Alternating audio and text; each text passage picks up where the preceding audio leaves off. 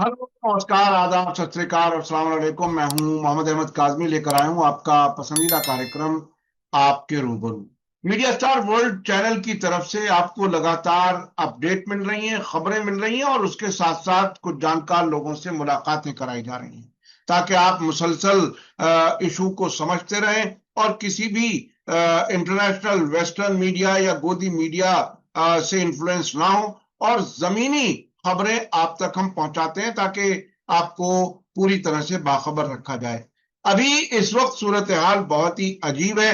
एक तरफ जंगबंदी की बात हो रही है, दूसरी तरफ गाजा पर कब्जे के लिए कोशिशें हो रही हैं। फौजी है नहीं, लेकिन जुनून यह है कि गाजा पर कब्जा कर लिया जाए। हमास का कहना है कि इजराइल उसमें कामयाब नहीं होगा। उधर ईरान भी अपनी डिप्लोमेसी के जरिए फिलिस्तीन को आगे मदद करने की कोशिश कर रहा है। मिस्र के और ईरान के फॉरेन मिनिस्टर्स ने बात की है गाजा के इस ऑपरेशन के सिलसिले में। आगे क्या कुछ है, डोनाल्ड ट्रंप ने एक तरह से यूरोप के लीडर्स की क्लास ले ली, और वो जो फोटो छपी वो बहुत ही दिलचस्प थी। फोटो ये छपी कि यूरोप एट ट्रंप टेबल। तो ये यूक्रेन वाले मामले में अब यहां तक पहुंचे कि अब बदले बदले नजर आ रहे हैं ट्रंप साहब, और पुतिन ने लगता है कि अपनी बात बहुत जोरदार अंदाज में रखी है। इन सब पर बात करने के लिए मेरे साथ खास मेहमान है फिरोज मीती बोरवाला साहब, जो जनरल सेक्रेटरी हैं इंडो पैलेस्टाइन सॉलिडारिटी फोरम के, और इस जंग के शुरू से उससे पहले भी लगातार अपनी पूरी जिंदगी एक तरह से फिलिस्तीन इशू पर लगाई है, फिलिस्तीन कॉज पर।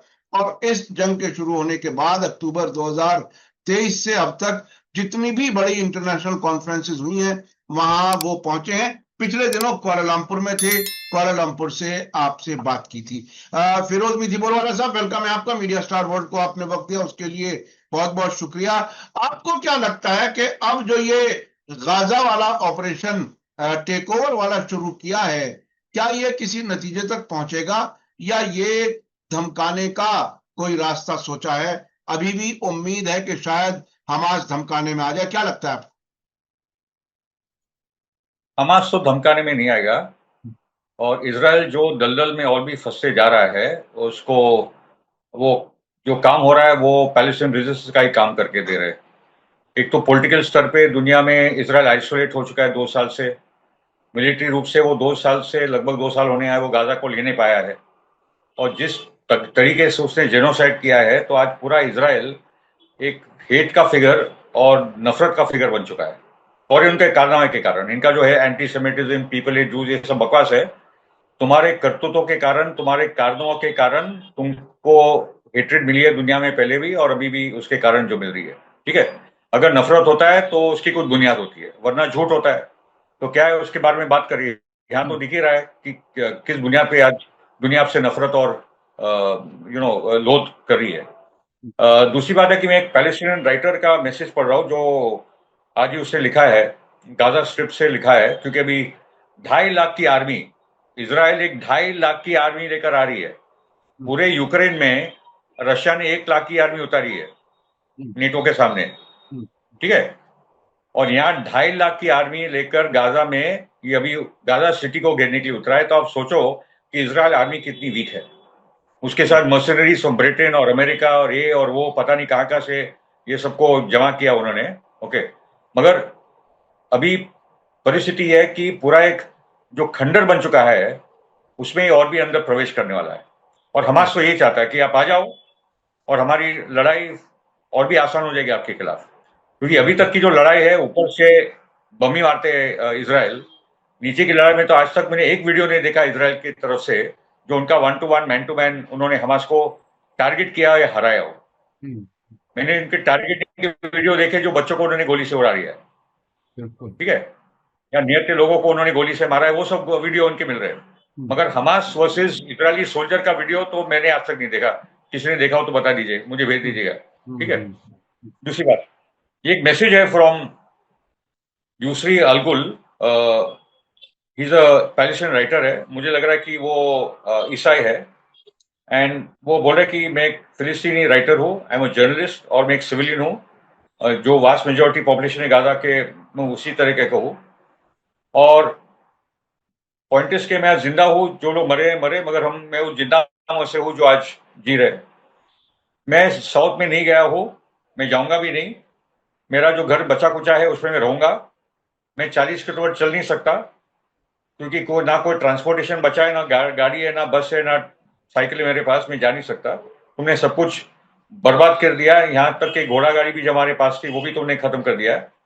मैं पानी नहीं ले सकता, गैलन्स ऑफ वाटर, और ये मेरी जो किताबें हैं, कपड़े हैं, ये लेकर मैं कहाँ जाऊँ? तो मैं यहाँ रहूंगा मेरे घर में, आप आइए, हम रेजिस्ट करेंगे, आप मुझे मार डालिए, मगर हम नहीं जाने वाले। हम्म। ओके। और उसने कहा कि आप जिस प्रकार से आपने शेलिंग की है स्नाइपर्स ने, अमेरिकन एड वाला जो नाम का गाजा ह्यूमैनिटेरियन फाउंडेशन वगैरह वगैरह, ठीक है, हमने तो हमको सिविलियंस को मारा है, हम अपने बच्चों को बरी कर दिया है, और वो हमारे ये जो बिल्डिंगें गिरी उनके नीचे आज भी उनकी लाशें हैं। ओके। मैंने ये सब देखा, इसलिए I decided to stay to resist. मैं यही रहूंगा और मैं प्रतिरोध करूंगा, मैं रेजिस्ट करूंगा। Okay. Even if your artillery continues raining bloodshed on innocent people in the streets and homes, even if it costs me a life, जो भी करना है करो, हमारी जिंदगी जाएगी, मगर हम जाने वाले नहीं है। ये एक लेखक बोल रहा है। You show no regard for any human life other than your own. तुम्हारे इस जान के अलावा और किसी का तुम्हें कोई कीमत नहीं है। You are filled with deep hatred for others. तुम सभी इंसानियत को नफरत करते हो। Even our Christian brother and Jews like all true religions. मतलब तुम असली क्रिश्चियन, मुस्लिम, यहूदी, जो अलग अलग धर्म के लोग हैं, जो इंसान है, उसको तुम नफरत करते हो, कम देखते हो अपने आप से। ये तुम्हारी फितरत है। मैं नहीं जाने वाला। ये तो एक लेखक लिख रहा है, ये लेखक लिख रहा है, तो आप सोचो कि जो 40,000 की हमास की सेना है, और जो दूसरे जो अन्य फोर्सेस है उनका, वो तो बोल रहे कि आ जाओ, हम तो लड़ाई करने के लिए तैयार है। वो तो तैयार हम्म। बैठे हैं, इतने सालों की उनकी तैयारी है। जी ठीक है? जी जी, तो तो देखिए मेरा मानना ये है कि बहुत ही अहम बात है। देखिए आपने नफरत की बात कही कि इजराइल नफरत का फिगर बन चुका है। आज ही एक ताजा अमेरिका से सर्वे आया है, जो रॉयटर्स ने और वहां की एक और एजेंसी ने मिलकर के किया है। 58%, यानी अक्सरियत अमेरिकनों की दुनिया के यूनाइटेड नेशन के मेंबर मुल्कों के जरिए फिलिस्तीन स्टेट को रिकॉग्नाइज करने के हक में है, सपोर्ट में है। ये बात अब अमेरिका की है, जहां से अक्सरियत फिलिस्तीन के हक में लोग आ रहे हैं। और आपने बताया कि ये हमास तो अब एक तरह से वेलकम कर रहा है कि आ जाओ तुम इजरायली, तुम लोगों से डायरेक्ट टक्कर ली जाएगी। मुझे इसके साथ साथ एक याद आ रहा है, जब अमरीकी बेड़े आने शुरू हुए थे रेड सी में, तो हुथी अंसारुल्लाह के लोगों ने कहा था कि ये नजदीक आ रहे हैं, ये तो बहुत अच्छा है, हम जब चाहेंगे मार लेंगे इनको। यानी ये जो लड़ने वाले लोग होते हैं, उन्हें अपनी जान की कोई परवाह नहीं होती, और वो मुसलसल रेजिस्ट करते हैं। तो ये एक फिलिस्तीनी राइटर ने जो बात लिखी, ये आवाज है गाजा के अंदर लोगों की, जो लोग वहां पर मौजूद हैं। अच्छा, अब ये बताइए कि ये जो गाजा पर अब कार्रवाई हो रही है, जिसके लिए जुनून है नेतन्याहू को, इसको हमास के लोगों ने ये कहा कि ये कामयाब नहीं होंगे, और दूसरे ये कहा कि ब्लेटेंट डिसरिगार्ड फॉर पीस, अमन के पूरी तरह से खिलाफ है इसराइल। क्या क्या क्या कुछ है? आप क्या क्या देख रहे हैं, क्या क्या समझ रहे हैं हालात? बेसिकली पीस और नेतन्याहू का नाम तो साथ में लेना भी कुछ बात बनती नहीं है। उसका कोई कमिटमेंट पीस के तरफ नहीं है। उसका तो एथनिक क्लेंजिंग है, पूरा का पूरा फिलिस्तीन लेना है। उसने तो ग्रेटर इजराइल के भी ऐलान कर दिया। जॉर्डन, इजिप्ट और सऊदी और ये सब क्या करने वाले, उनको तो शर्म आनी चाहिए कि वो तो बोल गया मैं तुम्हारे देश लेने वाला हूँ, फिर भी हथियार भेज रहे वो लोग, फिर भी तेल भेज रहे। मैं दो तीन मुद्दे पहले रखूंगा। एक है कि एक शॉर्टेज ऑफ सोल्जर्स है इसराइल में। उन्होंने रिजर्विस्ट को भी बुलाया है, ठीक है, और उन्होंने दुनिया में आह्वान किया है डायस्पोरा जूस को कि आप आइए, ठीक है। तो इसराइल था सेफ हेवन कि आप यहाँ शांति से आकर रहिए, मगर अभी इसराइल बुला रहा है कि भाई आके बचाओ ये देश को, और आके लड़ो और मरो। ये इतना उल्टा हो चुका है। दूसरा है कि एक बहुत इंपॉर्टेंट फिगर है, उसका नाम है एवराम बर्ग। वो एक लिबरल जायनिस्ट है। उन्होंने टीका भी की है कट्टर जायनिज्म की, और उन्होंने बेसिकली बोला कि जो इसराइल है वो टू स्टेट में वो करो, मगर हम लोग जो करने जा रहे हैं इससे इसराइल ही बर्बाद होने वाला है, ठीक है। और उन्होंने ये बात रखी है कि 1 million people, 1 million Israelis should come out on the streets. ये जो वॉर हो रही है गाजा के खिलाफ, ठीक है, क्योंकि अभी तो 1 लाख का तो मैंने नंबर पढ़ ही लिया है कि 1 लाख इजरायली सड़कों पे आए हैं और पहली बार वो लोग जो जेनोसाइड हो रहा है गाजा में उसका पहली बार बात कर रहे हैं और अपने हॉस्टेजेस की बात कर रहे हैं, हमारे सोल्जर्स को छुड़ा के लाओ। अभी तक इतना ही था कि भाई पिछले संडे में 5 लाख की तादाद खुद इजरायली मीडिया ने लिखी है, पिछले संडे में जो नेशनल स्ट्राइक थी। जी जी जी।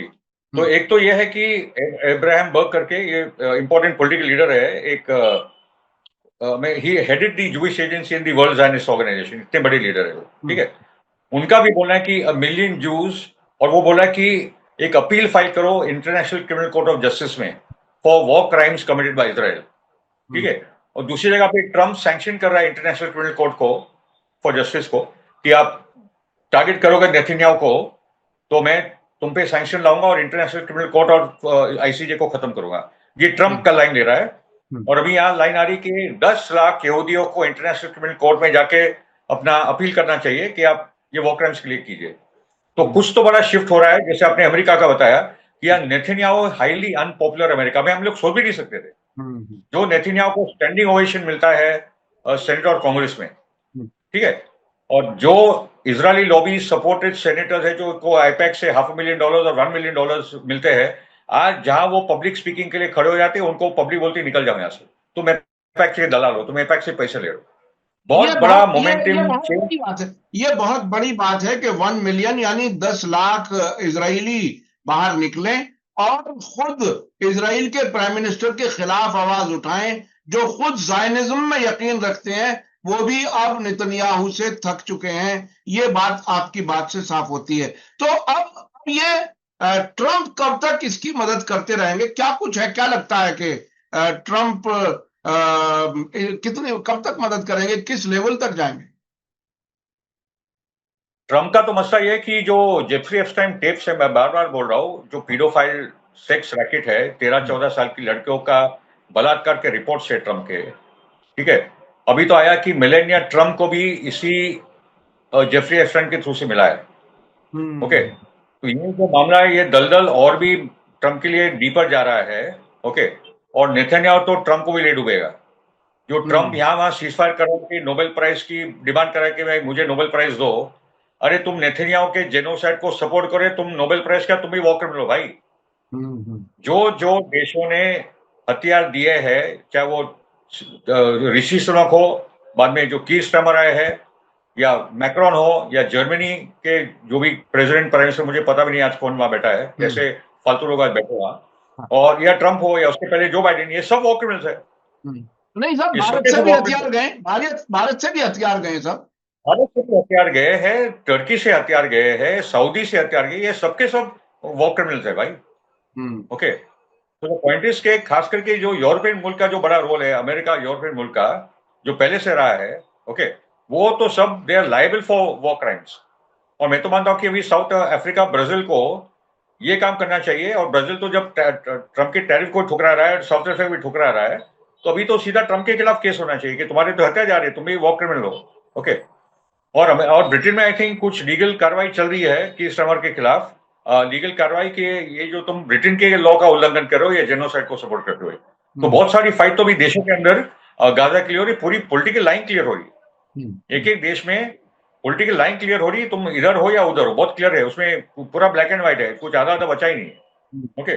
दूसरा मैं एक विचित्र बात बता दूं कि बुकेनवाल्ड कॉन्सेंट्रेशन कैंप जो है जर्मनी में, अभी उन्होंने बार कर दिया है कि अगर आप पैलेस्टीन कैफिया पहनकर आओगे तो हम आपको अंदर नहीं जाने देंगे। आप सोचो, हॉलोकॉस्ट की जगह पे, जिनके ऊपर अभी हॉलोकॉस्ट से जेनोसाइड हो रहा है, उनके प्रतीक लेकर आप अंदर नहीं जा सकते। तो आज ये हॉलोकॉस्ट बिनारी बन चुके हैं, जो उन्होंने पहले हॉलोकॉस्ट किया जूस का, और जो जूस आज जो हॉलोकॉस्ट में शामिल है, जो कट्टर यहूदी शामिल है, वो खुद हॉलोकॉस्ट से जेनोसाइड डिनायर्स बन चुके हैं। ये इतने आयरॉनिकल और इतनी, मतलब शब्द नहीं मेरे को बोलने के लिए, दुनिया में भी शब्द बचे नहीं, क्या रोज हम लोग बोलेंगे इनके खिलाफ। तो द पॉइंट इज कि ट्रम्प तो बहुत बुरी तरीके से फंसा इनके हाथ में, और ट्रम्प और भी वीक होगा, और ट्रम्प का दमन बढ़ रहा है अमेरिका के अंदर। जैसे वॉशिंगटन डीसी, जितने डेमोक्रेटिक कंट्रोल स्टेट्स है, उसने नेशनल गार्ड भेजा है और वो वॉशिंगटन डीसी के पुलिस को कंट्रोल करेगा, और जो वॉशिंगटन एक स्टेट है वो डायरेक्टली मान लो कि यूनियन टेरिटरी जैसे बन जाएगा, वो डायरेक्टली व्हाइट हाउस के कंट्रोल में आ जाएगा, वो सभी डेमोक्रेटिक स्टेट्स को अटैक कर रहा है। तो अमेरिका के अंदर तो एक भयंकर सिविल वॉर की तरफ वो बढ़ा रहा है, और ट्रम्प दूसरी तरीके से जो टैरिफ टैरिफ टैरिफ डाल रहा है वो खुद अमेरिका को आइसोलेट कर रहा है। तो ये तो हमारे लिए तो विन विन सिचुएशन है। और जहां तक इसराइल की बात है, मैं जो रिपोर्ट देख रहा हूं कि ऑलरेडी एक बड़ा हमला जो हुआ गाजा सिटी में, हमास के लोगों ने ऑलरेडी बंधक बना दिए काफी इजरायली सोल्जर्स को, क्योंकि जब क्लोज क्वार्टर्स फाइटिंग होगी अहमद भाई, जब क्लोज क्वार्टर्स फाइटिंग होगी, आप मेरे से 5 फुट दूर हो, तो वो टाइम पे इसराइल के वॉरजेट काम के नहीं आने वाले, इसराइल के प्लेन नहीं काम के आने वाले ना, आपके टैंक काम करने वाले। और ये तो जमीन से निकल निकल कर आने वाले, इनको अभी तक पता नहीं है सब कहां से आ रहे। अभी तक वो जो 40-50 जो भी बंधक इनके हैं, वो अभी तक वो कैदियों को ढूंढ नहीं पाए। तो इतनी छोटी सी जगह में तो आप ढूंढ ही नहीं पा रहे इनको। ओके, तो अभी तो इसराइल के लिए बहुत ही खतरनाक गंभीर सिचुएशन है। ओके, और मेरा तो मानना है कि जो हम लोग सभी बोल रहे, कल हम लोग की पब्लिक मीटिंग थी बॉम्बे में, बहुत मुश्किल के बाद, आपको पता है बॉम्बे हाईकोर्ट पुलिस ये करते करते, कल हमारे जो सईद मिर्जा है, जो इंडिया के one of the great script writers है, फिल्म राइटर्स है, उन्होंने बहुत इंपॉर्टेंट बात बोली, the idea of Israel is over, the idea of Israel is over. Okay, ये जो झूठी बात थी कि एक वेस्टर्न आउटपोस्ट है जो आखिरी और ओनली मिडिल ईस्ट में डेमोक्रेसी है वगैरह वगैरह, वो पहले भी झूठ बात थी, मगर वो आइडिया भी खत्म हो गई। दुनिया में सबको पता चल गया कि एक्चुअली इजराइल क्या है। एक अपार्थाइड स्टेट है, एक जूडियो नाजी स्टेट है, ethnic cleansing, genocide, colonial occupation, उसी के बुनियाद पे वो बना था, उसी के बुनियाद पे वो आगे बढ़ना चाहता है। इजराइल इज फिनिश्ड, उसकी आइडिया फिनिश, पहले स्टेट खत्म होने के पहले उसकी आइडिया फिनिश होती है। अभी जायनिज्म में अंदर लड़ाई हो रही है, ठीक है। और सड़कों पे जब ये लोग आने लगे, 5 लाख की कितनी आबादी है, 70 लाख। ओके, उससे ज्यादा आबादी तो हमारी फिलिस्तीनियों की आती है हिस्टोरिक पैलेस्टाइन में। ये 70 लाख भी नहीं होंगे, मेरा तो मानना है कि काफी लोग तो 10-1 लाख तो भाग भी गए अंदर से। बिल्कुल, ठीक है। मानो कि 65 लाख है, उसमें से 5 लाख लोग आज सड़क पे आ गए, और अब्राहम बग बोल रहे कि एक 10 लाख लोग आ जाओ, तो ये तो भयंकर सिचुएशन होने वाली है। और कितने सोल्जर भाग जाएंगे अभी कुरुक्षेत्र से, ये जो गाजा का बैटलफील्ड है, जैसे जैसे मरने लगेंगे वो सोल्जर भागने वाले। कौन मरने वाला है? नेतन्याहू के लिए। तभी तो टर्निंग पॉइंट आ रहा है। अभी एक खबर आई थी 2 दिन पहले कि फौजियों की कमी की वजह से अब अमेरिका और फ्रांस से भर्ती की जाएगी यहूदियों की, लड़ने लाने के लिए, लड़ाने के लिए। तो एक तरफ तो फौज इतनी कमजोर हो चुकी, लड़ना नहीं चाहते। खुद इजरायली मीडिया से गाजा में अभी पिछले 10 दिन पहले इजरायली फौजियों ने कहा था कि साहब हमें मत भूल जाना, हमारे बारे में जरूर लिखना कि हम बिल्कुल बुरी हालत में हैं, हम जल चुके, हम लड़ने की हालत में नहीं है। तो ये इस हालत की थकी हुई फौज हमास का कोई सामना कर पाएगी? देखिए, मुझे याद आ रहा है जब ये जंग शुरू हुई थी तो एक ईरानी जर्नलिस्ट से मैंने बात की थी जो वहां के हालात बहुत अच्छे से जानता है। उसने तभी कहा था कि गाजा के हो सकता है ऊपरी हिस्से में जमीन पर कहीं इजराइल कब्जा कर ले, लेकिन जो जमीन के नीचे शहर बसे हुए हैं उनको कैसे इजराइल कंट्रोल करेगा। और अब तकरीबन वही हालत नजर आ रही है कि ये जाएंगे वहां और वो निकल निकल कर मारेंगे। जैसा कि आपने कहा, आज ही इजरायली मीडिया में खबर आई है, इजराइल ने खुद माना है कि साउथ गाजा में एक बड़ा वाकया हुआ है जिसमें हमास ने एक बड़ा कामयाब हमला किया। उसकी वीडियो भी आई है, हमने चैनल पर दिखाई है। अच्छा, बताइए कि ये जो इसी के साथ साथ जंगबंदी की बातें भी हो रही हैं। हमास ने जंगबंदी को एक्सेप्ट कर लिया और अब इजराइल की तरफ से कोई जवाब नहीं आ रहा है। नेतन्याहू अब भी शायद जंग लंबी खींचना चाहते हैं। तो अब तक हमास के लिए कहा जाता रहा वेस्टर्न मीडिया में कि सब वो नहीं मान रहा है, जंग जारी रखे हुए हैं, लेकिन अब क्या, कहां जाएंगे, क्या होगा? वेस्टर्न मीडिया के पास कुछ बोलने के लिए बचा ही नहीं है, क्योंकि हमास ने इस बार जो अग्री किया है वो इजराइल के टर्म्स पे अग्री किया है। जो अप्रैल मई में जो बात हुई थी, जब अमेरिका और हमास की पे समझौता हुआ था जिसपे इजराइल ने डिसएग्री किया था, हमास का बहुत क्लियर कट बोलना था कि जंग बंद करो, नंबर 1, इजराइल की सभी फोर्सेस को गाजा से हटाओ, नंबर 2, ह्यूमैनिटेरियन एड उसी तो दौरान अंदर आ जाए, ठीक है, और एक जो सीज है गाजा की वो तोड़ी जाए, उसके बाद बॉर्डर्स का कोई कंट्रोल कि कितना आएगा, कौन जाएगा, वगैरह वगैरह, इसराइल का ये सब जो मामला चलता है वो खत्म करो। कंसंट्रेशन कैंप, हमारा जेल था, उसको तोड़ने के लिए उन्होंने 7 लोगों को उठाव किया। और उसके साथ हमास का बोलना था कि अभी पॉलिटिकल प्रोसेस चला के 2 स्टेट की बात हमास ने 2017 में जो की थी उसके लिए कोई आपत्ति नहीं, ठीक है।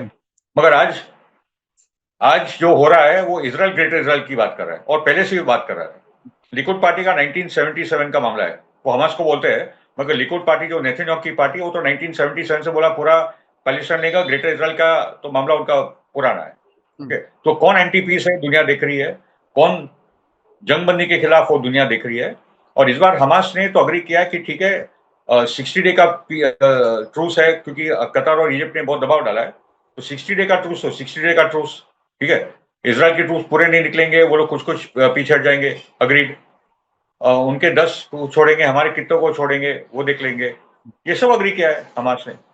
तो उसके बाद क्योंकि नेतन्याहू का क्या है, उसको बताना था कि देखो ये तो सीज़फायर की अग्री नहीं करे, अभी कर लिया है, अभी करो, तो अभी पूरी दुनिया ने देख लिया, अभी और भी लड़ने के लिए आया। अभी जब वो और लड़ेगा, अंदर आएगा, उसके मैन टू मैन जब लड़ाई होगी 5-5 दूरी के फीट से, तब देखा जाएगा। और 40,000 की सेना है, ये जो 2.5 लाख की सेना, उसमें तो आधे तो सब डरपोक लोग हैं, ठीक है ना। बच्चों को मारने के लिए काफी है, दूर से बुलेट चलाते हैं, बम फेंकते बच्चों पे और औरतों को मारते हैं, और क्या क्या नहीं किया है। जब हमास के लड़ाकों के साथ लड़ना होगा तब पता चलेगा मर्द कौन है। और ये लेबनान में प्रूव हो गया है कि 20,000 की सेना आई थी 2006 में, उनको भागना पड़ा था वहां से, ओके। तो ये लोग के पास क्योंकि टेक्नोलॉजी है, एयर बॉम्बिंग करते हैं, ड्रोन से बॉम्बिंग करते हैं, ये सब उनके लिए ठीक है। जमीन पे तो उनकी औकात नहीं है, ये देख लेंगे। अच्छा, अभी ईरान के फॉरेन मिनिस्टर ने मिस्र के फॉरेन मिनिस्टर से बात की है इस गाजा वाले ऑपरेशन के सिलसिले में, और कई अरब मुल्कों की तरफ से ग्रेटर इजराइल वाला जो बयान आया है नेतन्याहू का, उसके बाद जरा तिलमिलाहट थोड़ी है। लेकिन कोई हिम्मत करके ये नहीं कह पाया कि आप हमारी जमीन पर कब्जा नहीं कर सकते, हम आपके खिलाफ मिलकर के लड़ेंगे। ये आवाज अभी तक नहीं आ रही है। क्या ये जो हुक्मरान जो बैठे हैं, क्या सब कुछ अब हाथ में दे करके जाएंगे? क्या क्या लगता है, ये क्या बिल्कुल उनका पूरा काम करके ही जाएंगे कि आपको हम प्लेट में रख करके दे के जाएं और हम निकल लें यहां से? क्या हो सकता है, क्या हो रहा है? इजिप्ट के साथ इसराइल की गैस एग्रीमेंट साइन हुई है। मेडिटेरियन दरिया में से जो गैस निकलता है ना, तो इजिप्शियन सरकार के साथ उनका डील हुआ है। तो बहुत सारे किकबैक्स जारी होंगे टॉप सीसी कैबिनेट मिनिस्टर्स को, मिलिट्री लीडर्स को, ठीक है ना। तो ये तो उनके हाल है।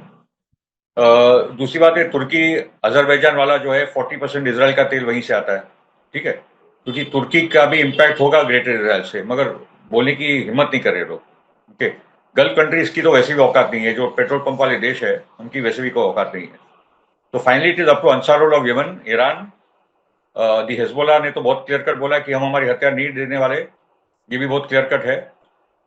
दूसरा जो है कि ईरान इराक में बहुत इंटरेस्टिंग चीज होने जा रही है कि वहां भी दबाव हसल शाबी के तुम हमारे हथियार सरेंडर करो। तो इराकी पार्लियामेंट में एक बिल, एक कानून बनने जा रहा है कि हसल शाबी एक ऑफिशियल मिलिशिया करके वो रह सकती है, ओके। ये बहुत बड़ी, और अमेरिका और ब्रिटेन ने ऑलरेडी इसका विरोध किया है, और वो लोग कोशिश करें कि सुन्नी कुर्द और शियाओं का डिवीजन हो जाए। शियाओं के पास मेजोरिटी वैसे भी 170 की है इराकी पार्लियामेंट में, वो लोग पास कर सकते हैं, मगर वो कुछ मिलजुल कर करेंगे। मगर इराक पे बहुत बड़ा प्रेशर, अमेरिका का दबाव है, इकोनॉमिक प्रेशर। उसके बावजूद इराकी सरकार उसको चैलेंज करके हस्टल शाबी को प्रोटेक्ट करी है कि भाई ये है हमारा डिफेंस है, ठीक है। आज की एक छोटी बैड न्यूज है फ्रॉम लेबनान कि अभी अल जजीरा पे देख रहा था कि पैलेस्टीनियन जो ग्रुप्स है लेबनान में, वो लोग ने अपने हथियार सरेंडर करना शुरू किया है। ये अजीबोगरीब बात है, मगर ये आई थिंक महमूद अब्बास के दबाव में और अमेरिका और फ्रांस और ब्रिटेन के दबाव में, क्योंकि इतना बड़ा प्रेशर है लेबनी सरकार पे, तो पैलेस्टीन ग्रुप्स अपने हथियार दे रहे हैं। ये बुरी साइन है सारे द पैलेस्टीन कंसर्न, क्योंकि यही लोग थे शबरा शतीला के टाइम पे जब उन्होंने अपने हथियार सरेंडर किए थे। तो एरियल शरोन की के टाइम पे, और जो क्रिश्चियन फलांजिस्ट है उन्होंने एक नरसंहार किया था, 10,000 फिलिस्तीनियों को मार डाला था। बड़ी जंग चली थी, आपको याद है 1982 में। बिल्कुल। और उसी दौरान जब एक सीज़फायर हुआ था और अराफात को बोला गया कि तुम और तुम्हारे लड़ाकों को यहाँ से टुनीशिया जाना होगा, तो वो चले गए, और जैसे वो गए तो उसके बाद एक बहुत बड़ा नरसंहार शबरा शतील में हो गया था। तो ये फिलिस्तीनी कैसे भूल के, मुझे समझ में आ रहा है कि आज उन्होंने हथियार दे रहे, मगर हिजबुल्लाह अपने हथियार नहीं देगा। और हेजबोला लेबनान के फिलिस्तीनी को वो डिफेंड करेगा, जिससे वो आज हिजबुल्लाह पैलेस्टाइन को हथियार डिफेंड नहीं कर रहा है देगा, बिल्कुल ये आपने पुख्ता बात कही, क्योंकि और हिजबुल्लाह डिफेंड के करेगा। लीडर्स ने। जी, कैंप को, सबरा शतीला कैंप को हिजबुल्लाह डिफेंड करेगा। बिल्कुल बिल्कुल बिल्कुल, अगर ये किसी की कोशिश हिजबुल्लाह की हिजबुल्लाह अपने हथियार देने वाला नहीं है। अच्छा, आपने इराक के बारे में बात की। इराक में इराकी पार्लियामेंट जो है वो हजदल चाबी को बाकी रखने के लिए कानून पास कर रही है। अभी पिछले हफ्ते ईरान के नेशनल सिक्योरिटी काउंसिल के सरबराह अली लारिजानी ने इराक और लेबनान का दौरा किया था। तो इराक में, इराक के साथ ईरान और इराक ने बॉर्डर सिक्योरिटी के सिलसिले में एक एग्रीमेंट किया है, जिस पर अमेरिका बहुत परेशान है। अमेरिका एक तरह से ऐसा लगता है कि अगर फिर से कोई हमला हुआ इजराइल की तरफ से, तो इराक अपना एयर स्पेस इस्तेमाल ना करने दे, इस किस्म का कोई एग्रीमेंट हुआ है। तो ईरान की तरफ से भी तैयारियां जंग की नजर आ रही हैं। आपको क्या लगता है? ईरान के फर्स्ट वाइस प्रेसिडेंट ने कल कहा कि जंग फिर से शुरू हो सकती है। क्या आपको क्या लगता है कि क्या वाकई इजराइल फिर वो हिमाकत करेगा जो 12 दिन की जंग के आखिर में जो उसको भागना पड़ा था, क्या वो फिर रिपीट करेगा? रिपीट करेगा। नेतन्याहू पागल आदमी है, एकदम फैनेटिकल बंदा है। वो तो ग्रेटर इजराइल लेके बैठा है और हम्म उसको पता है कि ग्रेटर इजराइल तब तक नहीं होगा जब तक ईरान खड़ा है। तो हम्म ईरान को खत्म करो, उसके बाद ये जितने कंट्रीज है वो बहुत वीक हो जाएंगे। तो हम्म ईरान को टारगेट है, इसलिए ईरान के अंदर वो लोग अभी भी बहुत सारी कार्रवाई की कोशिश कर रहे हैं। वहाँ बलूचिस्तान में ऑपरेशन अजरबैजान के थ्रू से कोशिशें नॉर्थ में हो रही है। मगर ईरान के लोग बहुत ही यूनाइटेड है, एक नेशनलिस्ट स्पिरिट बहुत स्ट्रांग है। और जितने मोसाद के स्पाई नेटवर्क्स वगैरह वगैरह ज्यादा करके वो पकड़े गए, और जो जो लोग वो अंदर से बिट्रेल का काम कर रहे थे, काफी हद तक वो न्यूट्रलाइज हो गए। तो हम्म एक तो वो बात है, और दूसरा वो आपने बताया कि अली राली जानी जो इराक और लेबनान गए थे, उन्होंने एक बहुत क्लियर मैसेज दिया है कि हम लेबनान के साथ है, हम लेबनान की सॉवरेनिटी के साथ है, हम हिजबुल्लाह के साथ है। हम लेबनान के इंटरनल इश्यूज में हम लोग कोई रोल नहीं प्ले करना चाहते, हम लेबनान को डिफेंड करने के लिए। और लेबनान का डिफेंस उसी में है कि हिजबुल्लाह के पास अपने हथियार रहने चाहिए, और वही एक ताकत है जो इसराइल के साथ आज तक लड़ा है और लेबनान को बचाया। वरना लेबनान तो बहुत पहले चले जाता। ठीक है। और इराक को भी जाके मैसेज दिया है कि तुम हसन शावी को प्रोटेक्ट करो। ओके। तो अंसारुल्लाह ईरान, और यमन, ईरान, इराक और हिजबुल्लाह और जो पैलेस्टीन, ये 5 बड़ी ताकतें हैं जिसके कारण अमेरिका, फ्रांस, ब्रिटेन, इसराइल परेशान है कि इनका क्या किया जाए। तो अच्छा। मेरा तो मानना है कि जंग आएगी और नेतन्याहू की वापस वो गलती होने वाली है। इस बार ईरान को रुकना नहीं चाहिए। ईरान को अभी उसके बाद जो मामला है, एंड आई थिंक उसके बाद जो फोर्सेज है ईरान की, यमन की, इराक की, via Syria, via Lebanon, via Golan, फिर वो करना चाहिए जो बहुत पहले करना चाहते, जो असद को भी करना चाहते, वो असद ने नहीं किया। अगर अगर ग्रेटर इसराइल के प्लान पर इम्प्लीमेंटेशन होता है, पड़ोस के मुल्कों पर इसराइल कब्जा करने की कोशिश करता है, क्या ईरान आएगा इन मुल्कों को बचाने के लिए इसराइल के खिलाफ? Of course undoubtedly. लेबनान में तो इनफैक्ट कल ही एक रिपोर्ट है, और लोगों को जिन्होंने सपोर्ट किया है जोलानी को, उनको शर्म आनी चाहिए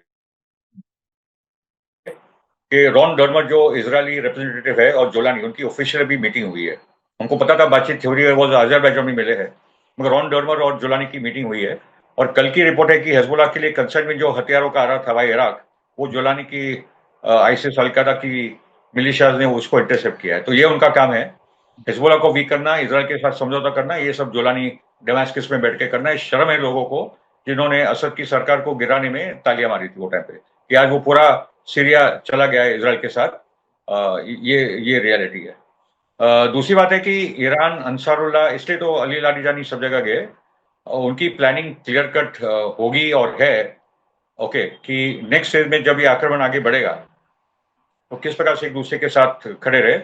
और अंसारुल्लाह का तो बोलना है कि हमको पाथवे दे दो, हम तो इसराइल चले जाएंगे, पैलेस्टाइन जाएंगे। तो वो भी टाइम आएगा कि यमन की सेना via Iran, Iraq, via Syria, Syria के साथ तो और भी कुछ ताकतें उभरेगी। मैं मानता हूं कि एंटी जोलानी ताकतें हैं, एंटी इसराइल ताकतें हैं, जो जिसको ताकत ईरान और इराक और वो सब देंगे, ताकि वो डेमास्कस फिर से रेजिस्टेंस के साथ आ जाए, क्योंकि सीरिया के लोग को इसराइल के साथ जाने वाले नहीं है।